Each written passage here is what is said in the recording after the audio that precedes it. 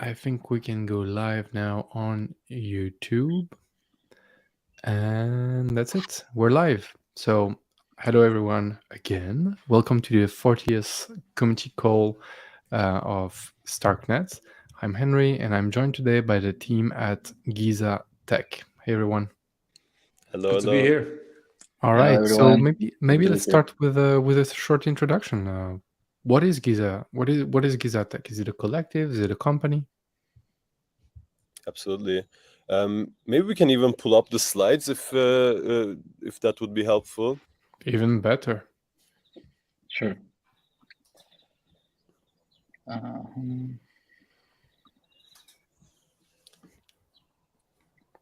There's a bird in the background. That's quite soothing, actually. It's a coworker.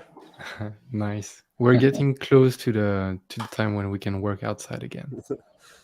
All right, Fran. Now Can you see the people can screen? see your screen. Yep. So Yeah? the floor is yours. Good. Perfect. Cool. So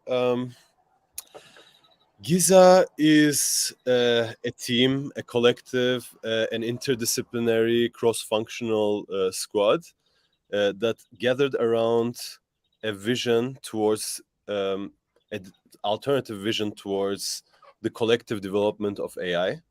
When we say collective development of AI, we are talking about something that is opposite to or in contrast to the arms race imaginary of sort of like corporations locked into competitive escalation games with each other, or like nation states locked into a similar competitive sort of tragedy of the commons type of situation. But the prospect of actually designing a coordination game that could provide a non-zero sum game environment where we can actually develop artificial intelligence in the open by rewarding independent contributors and facilitating learning transfers and ushering in a much less fearful vision of an AI future. And we are doing this by bridging two worlds that we think have fundamental synergies.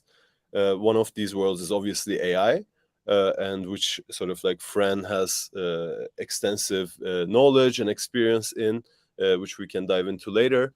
And Web3, which, you know, also Fran, but also ourselves, we are protocol designers since more than 6-7 years, where the reason that we are occupying or inhabiting the Web3 space is because we believe in this unique value of Web3 to facilitate civilizational developments, like civilizational effort in a much more optimized but also convivial way than a traditional corporate sort of like competition-based zero-sum games.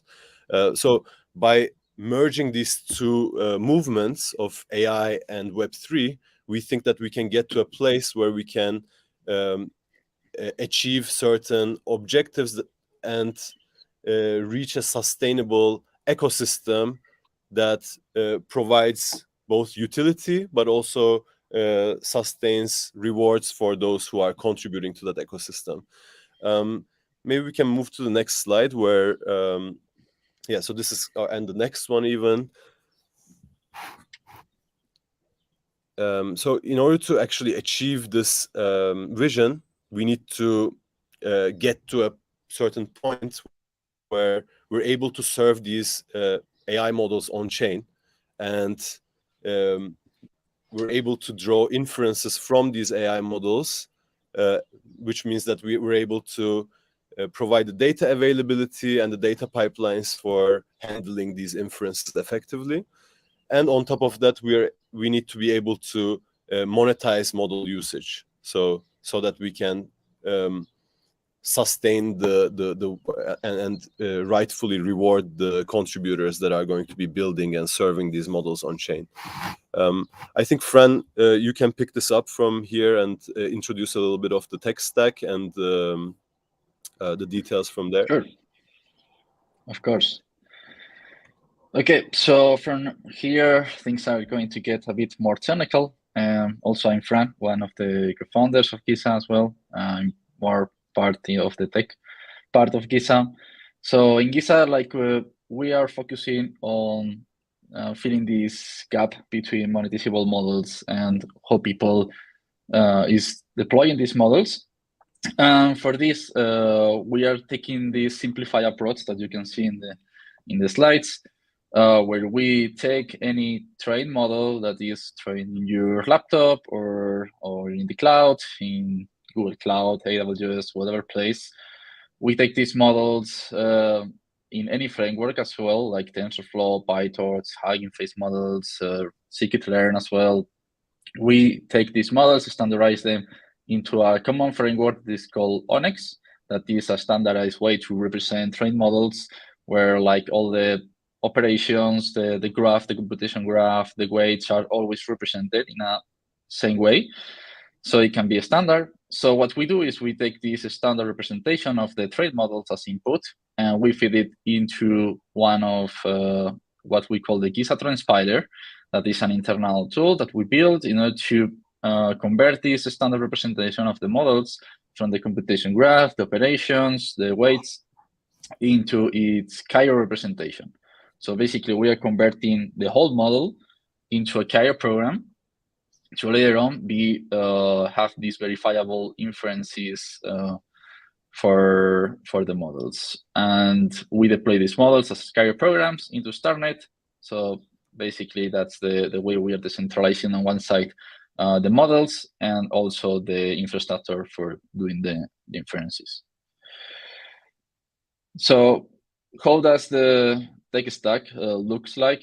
Is very we have two main components basically. One is the protocol, and the other one is the platform.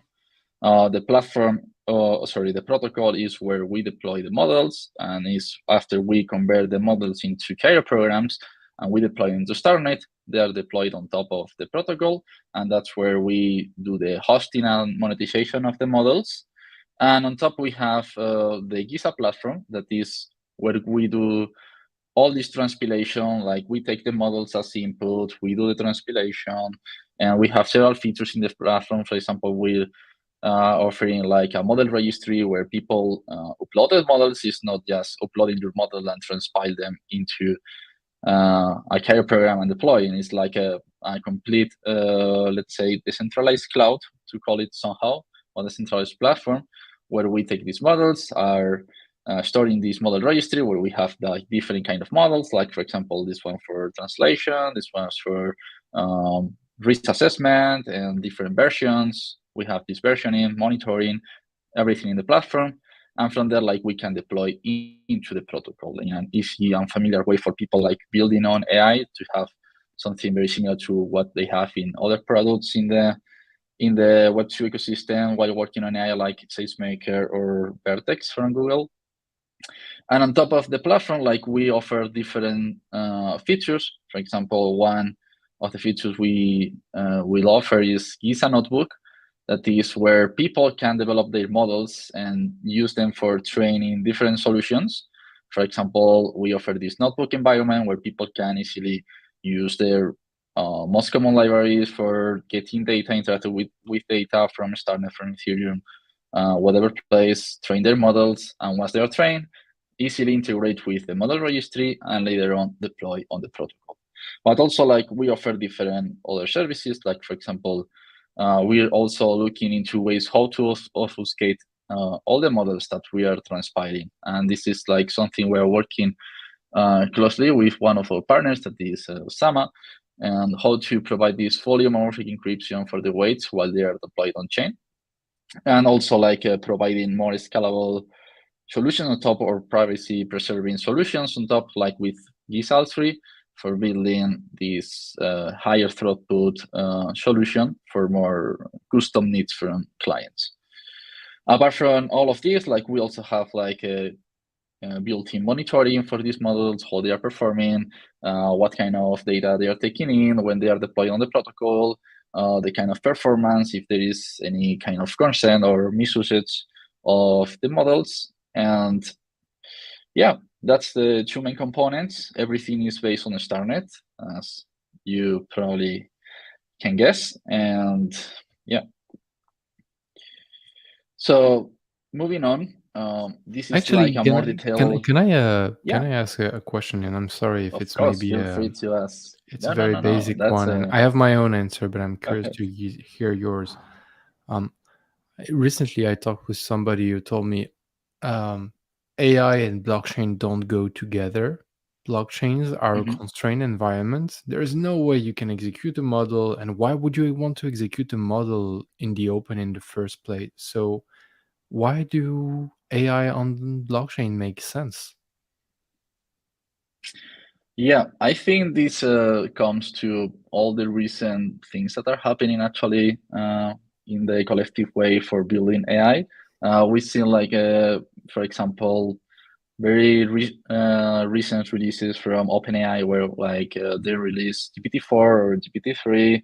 They're offering their services, but we don't know what is happening actually behind it. So we are making queries or sending text to GPT-4, but it's actually GPT-4 being executed underneath. We don't know actually, right? It's like it could be another model or even a person answering. So with this way, like building the open, we can have this way for making the models available, the weights available, because also this is a problem as well in terms of centralization of these models, where people, for example, OpenAI controlling the whole amount of big models and weights, so anyone can access it. So the only way for people to interact with is using APIs. So we are centralizing even more the usage of AI.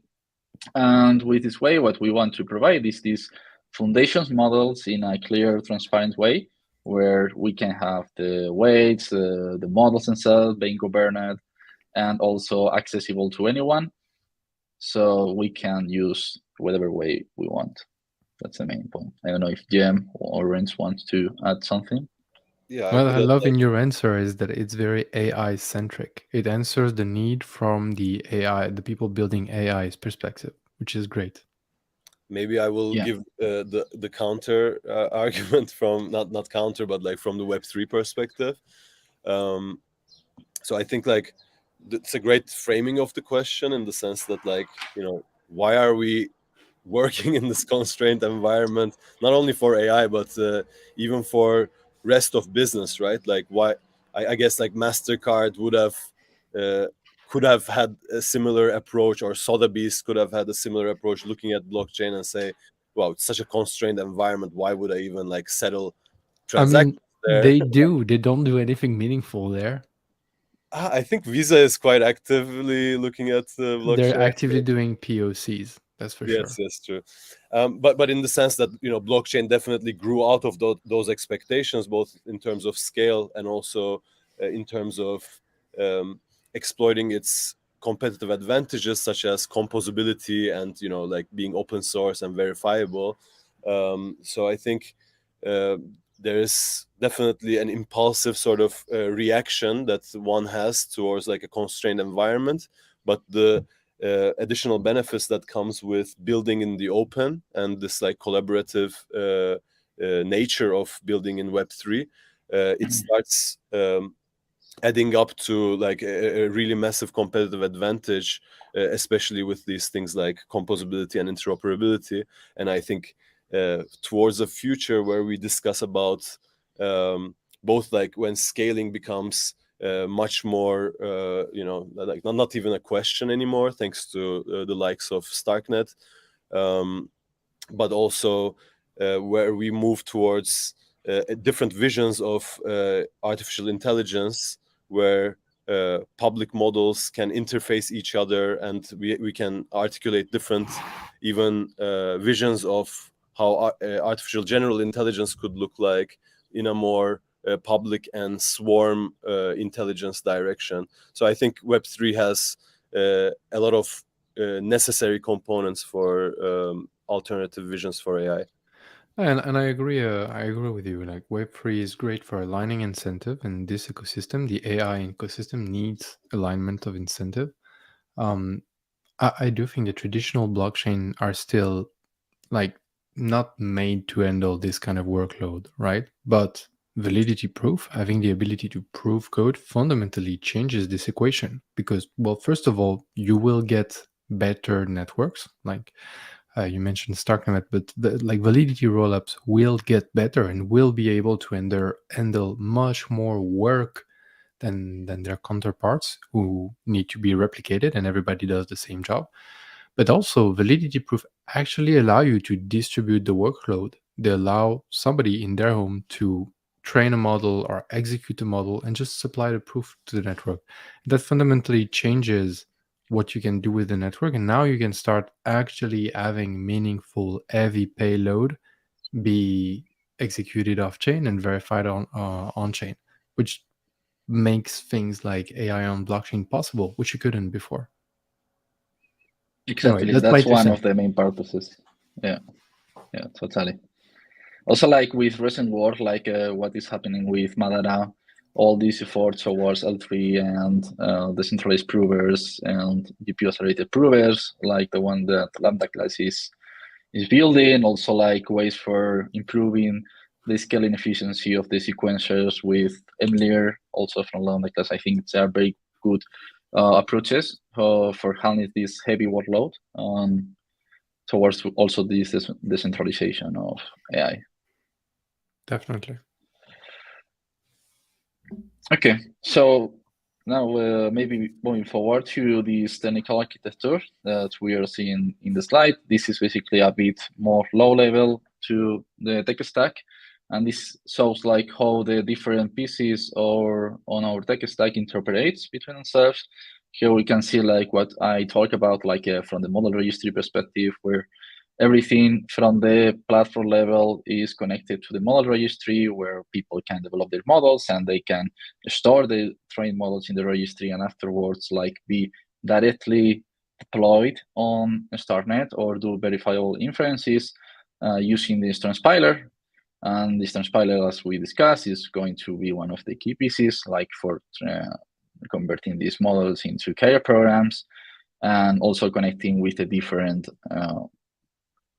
solutions or services that we will offer through the platform, but also like to, once we deploy the model with all these composability features and interoperability that also you mentioned, when we have these models on chain, like for example, now when we deploy these Giza models into Starknet, we can have this full composability and interoperability, which also enables, like for example, don't rely on oracles for doing these inferences, because now, for example, one of the approaches to do AI in the blockchain is, okay, I have my model that is deployed on AWS or Google Cloud, and in a microservice, I do inferencing, and these inferences are sent out to my oracle of choice, like Chainlink or whatever, or Empiric or whatever oracle, and gets consumed from the protocol, these inferences, but this is like a not very reliable way for doing AI in the blockchain, because what happens if your model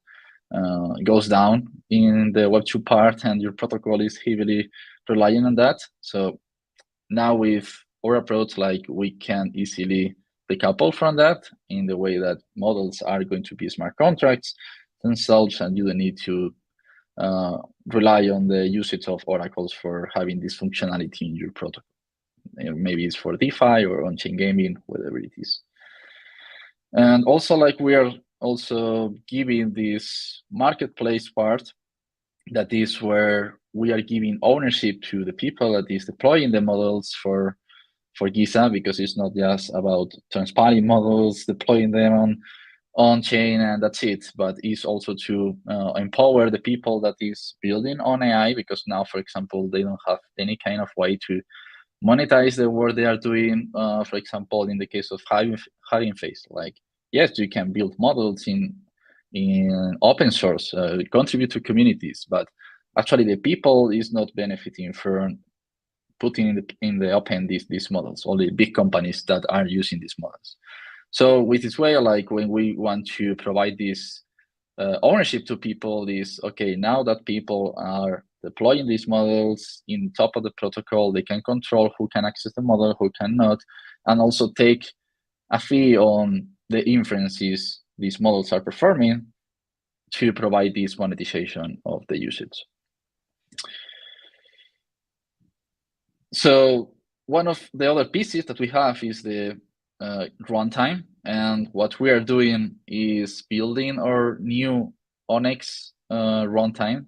Onyx is like a heavily interoperable, like there are different flavors for Onyx. We have one on C++, one in Rust, in different languages to perform this high throughput inference, because it's like heavily thinking for doing inference, this Onyx framework. And what we are now doing is implementing a new runtime for Onyx that is based on Cairo. So which means that with this runtime, we can have verifiable inferences for all these models that are supporting Onyx. That is basically every framework from machine learning. Now, what we recently did is open sourcing this framework, this runtime, so people can contribute. We are doing this also with OnlyDust in order to also incentivize contributors. Like we have already built many different features inside this framework. We have quantization for the models in 8-bit. We implemented tensors implementations in Cairo 1. Also, like this is everything in Cairo 1 now. There's no Cairo 0. We already migrated everything. So we have already tensor implementation, so people can interact with NDRIs easily in Cairo 1. We have real softmax activations that is very common also in the ML part in Cairo, convolutional layers, dense layers, and more things that we are implementing. And also now everyone can also contribute to this and participate in this new community that is going to be built around ML in Cairo and also around Starknet. So moving on, one of the other things that we wanted to discuss about is about use cases. As you probably may think, okay, this is very good, or yes, I like this, but where can I use these capabilities for Giza, right? So like we are focusing in different verticals for using Giza. One of the main ones that we are like having very good interest is DeFi and gaming. And for example, on DeFi, we're like exploring with different protocols to build like use cases for risk assessment, for how to assess like the risk of the underlying assets, for example, yield or bolts, for example, under collateralized loans. That is something that different protocols also in Starknet are exploring. So we're also looking into helping out these projects to assess how much under collateralization they could provide to a specific request for an address. And this is something that we're exploring to build models for, not only ourselves, because we are only like the infrastructure providers or the protocol providers, but people to build these models and that can put in the hands of the protocols to enhance their services, basically. We are also like automated asset management strategies as well, like for DeFi, but also like there is very good prospects in the on-chain gaming side. Like we're talking with many talented people from the Starknet ecosystem to build on-chain games. And one of the very interesting use cases is around NPCs. We are looking into different games that are being built to provide these non-playable characters to enhance the gaming experience of these games. Like, for example, managing inventories for the games, or having like some kind of trading agent that can interact with the players playing the game, but also like more into the infrastructure side, like going to contribute in Dojo, the game engine for Starknet. And in this site, we are looking to implement a new component that is for AI agents or NPCs to actually easily interoperate with the rest of the components that are being implemented. Also, like we are exploring like different verticals like security and this side on how to empower or enhance these different areas, like for example in security monitoring of smart contracts or fraud detection and so on. But now we are more focused on the DeFi and gaming side. So how are we going to actually implement all this vision and roadmap for Giza? Now we are in the foundation phase. Right after the foundation phase, that is like we are building with different partners and protocols in the Starknet, but also in the Ethereum ecosystem to provide this use case that I mentioned earlier. We are building together, very focused on providing this value to these protocols, as well as we are like iterating on a product, building our community around the framework so people can also build their own models using the Onyx Cairo runtime, build their models in Cairo, deploy them on Starknet, and build their own verifiable inferences. Also, like the next step will be our public release. That is, okay, now we finalize our working with our different partners, building the product, everything is ready, the community building models is getting attention, and now we are going to progress to a public release. That is, okay, the protocol is ready and the platform it is also ready. So we will open up to everyone so they can upload their models, use the platform to use the model registry, deploy the models into Starknet, perform verifiable inferences from there, and yes, start growing the platform and the product itself. And at a later stage, we will open up all the functionalities of this open economy that we were mentioning at the beginning, where like we can have this ownership of the models, we can have this monetization of the inferences based on the usage that we are performing with these verifiable models.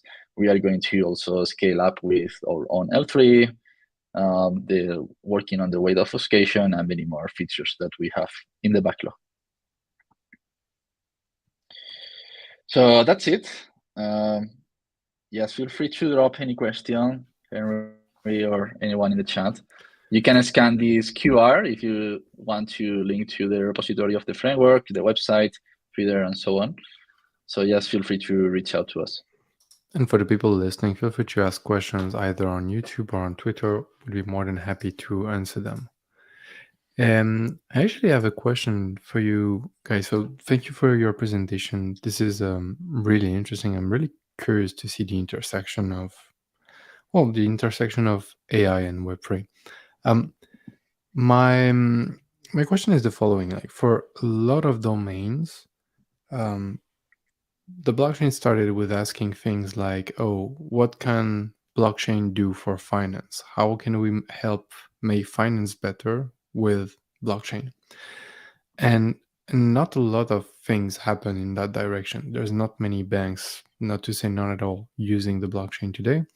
But there were native users who had a need for finance services and weren't served by the traditional system. And so they started building these products and eventually using them. Where do you see traction coming from in the AI/blockchain world? Do you think it will start with people in the AI industry who have a need that they don't have answered that will use the blockchain? Or do you think that blockchain people building projects on the blockchain have a need for AI and they will start using Giza? Does that make sense? Yes, makes sense. Yeah. We think that the second option is the more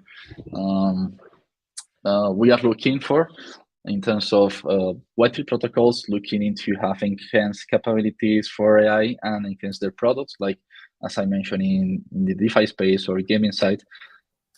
So they can. Yeah, and it makes sense. In your slide, it shows functionality. like a lot of those use cases, I love it, are about how do we make existing blockchain apps better or more powerful? Yeah, totally. Like, for example, I always like to think about this, like the Web3 space is like how Web2 was 10 years ago in terms of use cases and possibilities. Because now, like 10 years ago, like any company in the Web2 space was using AI or ML for anything, and now it's being used everywhere. Like, but until anyone figured out how to do it on a scale or on a reliable way, there was no way to do it. And now I think that we are at this stage where Web3 protocols or projects, they don't have any way to have these enhanced capabilities, but now they can, because of the technologies that we can leverage using StarkNet. And this will open up to very new use cases for many areas. Also, in the second part of the question, that is like, how do you see like a traditional use cases? I think there is a big necessity in highly regulated markets or companies, like think of traditional banking. I think working in traditional banking on AI for some years, and there is a lot of restrictions for using specific algorithms because you can actually audit these algorithms of or what they are doing. So now that we can have verifiable inferences, if you can provide these companies to a reliable way, they can provide inferences, but you, along with these inferences, you can provide us a proof that this inference is being done by this model, is going to be a huge benefit for all these companies. Yeah, I worked a bit in the insurance industry, and there's the same kind of challenges. Say you want to evaluate an insurance claim with an AI, you have to prove that you actually. I mean, when you can't just say, "Oh, the algorithm said Yeah. that." You have to prove that you use the same algorithm for everyone. You use the same criteria. Not even to talk about like the fact that people would accept an AI judging or whatever. Like, but if you want to do it, you have to prove that your AI reached that conclusion. And this is hard if the people on the other end can't execute the algorithm, and it's hard if if it takes a lot of resources. So being able to prove that you evaluated it using the same algorithm as everyone, the same algorithm everyone agreed upon, is really important.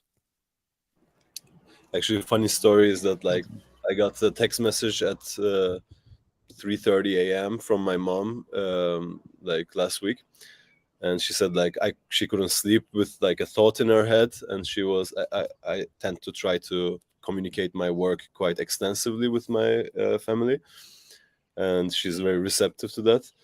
And she said she was texting me about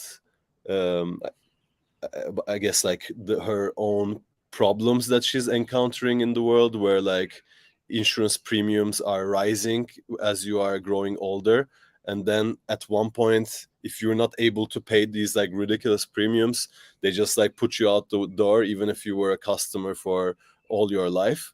And she was asking, wouldn't a smart contract based solution sort of be an open and fair way of providing this as a sort of public infrastructure for people? I said, Mom, what is going on? Let's talk tomorrow. But I thought that, you know, like it is very, very much at the disposal of smart contract systems to become more receptive to data, to be even like more probabilistic than deterministic, to be able to extend the use cases of Web3 beyond its current sort of limited scope. And I think AI is going to play a very key role in that. Interesting. All right, so I have another question actually. So when we're talking about AI, I think, and I'm not an AI person. I messed up. I had fun a bit with it a while back, but a long time ago, and it was anyway in another context. But I think most of the stack today for people doing ML is in Python. Is that correct? So how Yeah. do you prove Python? Because like you can, like, in order to prove stuff, you have to have your code be provable, and that's why we need Cairo, right? Cairo giving you the ability to prove that you executed program, not just smart contracts, arbitrary programs. How do you do ML in Cairo? Does it mean that you have to rewrite everything from Python to Cairo? You mentioned Onyx. Can you talk a bit about it? Yeah, actually, that's a very good question. And we are not trying to replace the work people is doing in Python for Cairo. What we want to do is, okay, let people code in Python using their whatever they think is best, like do their feature engineering, their model training, everything in Python. They build the model. But actually, when you finish doing your training for your model, you have a file. That file represents basically your model. And what we do is just take that as an input. Let people have freedom on how they want to build their model. And we take that as an input, we convert it into this Onyx format that is like supported by almost every framework. And we take care of the rest. So you just give it the model, we feed it to the transpiler, we convert it into Cairo, and we deploy it into Starknet. So you're saying that when I design a Python model, I can then output it to this format, which is Onyx, which is not something you guys came up with. It's a general purpose format, and Yeah. then you take Onyx and convert it to Cairo. Exactly. That's it. Wow, I had no idea Onyx existed. This sounds great. Yes. Onyx is like very much used in production systems because it's heavily optimized for running high throughput inferences for models, and it's like actually run for production and when you are running cloud architectures for production. And it's just leveraging this format to support a new runtime that is in this case Cairo. Nice, super cool. All right, I have another question, but it's kind of weird, but let's try. So there's a lot of, there's a lot of talks about AI and AGI and the big bad computers coming to eat your kids and everything. Basically, people are worried we're going to give consciousness to computers. By plugging AI into the blockchain, aren't you afraid you're also giving them money? But like, okay, my question is, to put it differently, people are afraid of AGI, but at the end of the day, AGI as means to communicate stuff. By plugging it into the blockchain, potentially you give it money, resources, which is more tangible. It allows it to interact with the world in a different direction. Does my question make sense? Is it? Yeah, it totally makes sense. I think like blockchain can be understood as also more than money, and like more like the immediately fear reflex could be around autonomy and like self-executing smart contracts being AI and so on. But actually, um, first of all, we are designing the protocol with safety in mind, where community is going to have oversight in how the protocol is operating. The community is going to decide on, in an open manner, which models are against the constitution of the protocol itself.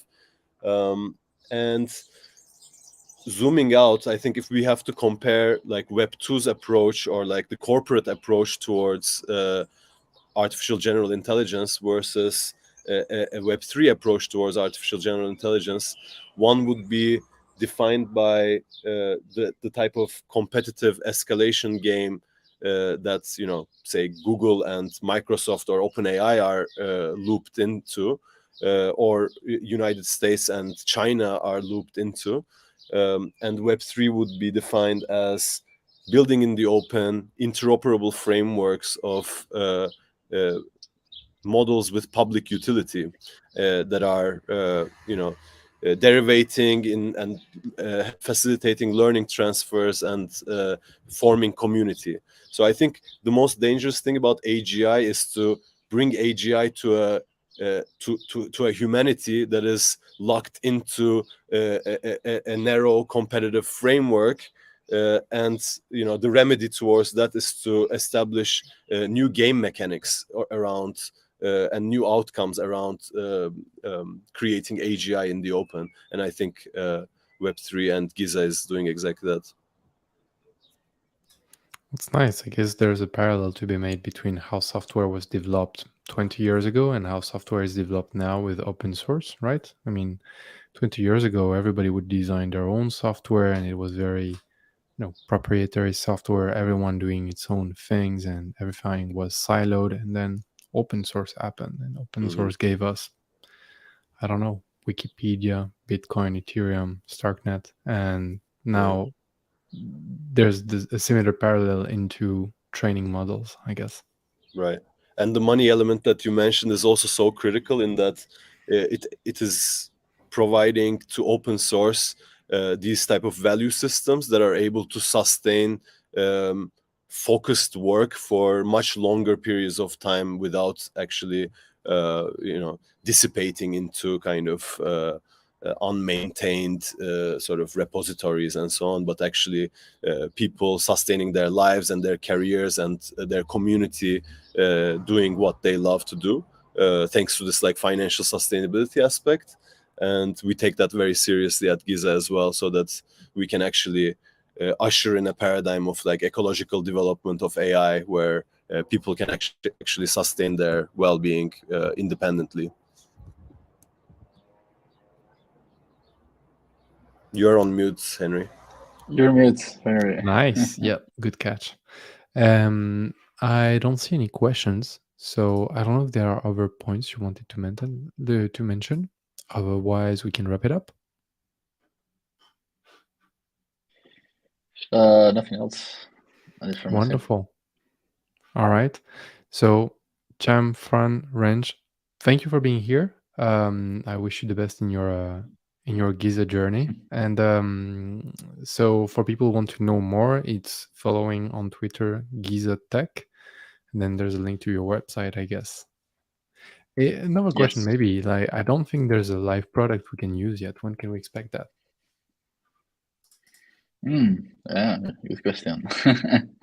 Hopefully by the end of the year, you can start seeing something or testing something. Super cool. Actually, to add to that, like you can also, if you have a great idea about how AI can enhance smart contract capabilities and potentially serve a use case, we have a type form in our website that you can go in and fill, and we could get in touch depending on how competent your So that's for people who have a project and for people to use the platform. But do you plan on having, I don't know, pilots with other ecosystem companies before the end of the year? Yep. Actually, this is our roadmap for this year, is to prove the utility of AI powered smart contracts. And the way we're going to do that is to establish high value partnership with industry leaders, ecosystem leaders in various fields like gaming, DeFi, arts, DeSci, and so on, to work on proving those particular verticals. So again, if anyone has we are very much open to contributors, because it is impossible for us to prove every possible use case. So what we will do is to matchmake these use cases with partners and the grants that they are able to allocate towards this direction with the contributors. So if you reach out to us and if you're passionate about bridging these two worlds, then we can possibly find a way to get you a grant or something. Wonderful. Also, like, our framework is open source, so we are like very open to these contributors to build like models right now in K1. You can actually build them. Super cool. All right. Well, gentlemen, thank you for your time, and Thank you so much, Henry. I'll see you soon. Thank you for having Bye-bye. us. See you soon. Thank you, everyone.